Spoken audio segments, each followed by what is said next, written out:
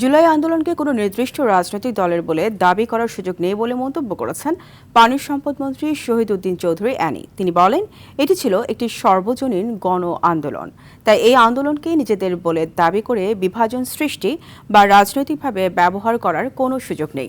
জাতীয় প্রেস ক্লাবে এক আলোচনায় যোগ দিয়ে তিনি এসব কথা বলেন। এ সময় প্রধানমন্ত্রীর রাজনৈতিক সহকারী রাশেদ খান বিরোধী জোটের উদ্দেশ্যে বলেন, সরকার পতনের স্বপ্ন না দেখে আগে নিজেদের পতন ঠেকানোর চেষ্টা করুন।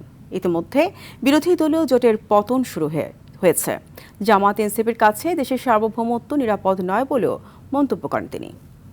এটা মেধাবীদের সংগ্রাম ছিল, তাদের সঙ্গে আমরা একত্রিত হয়েছি এবং ওই বৃত্তিটাকে পূর্ণাঙ্গভাবে আমরা সবাই মিলে রূপ দিয়েছি। বিদায় 5 আগস্ট আমরা হাতে পেয়েছি এবং এটা আল্লাহর হুকুম।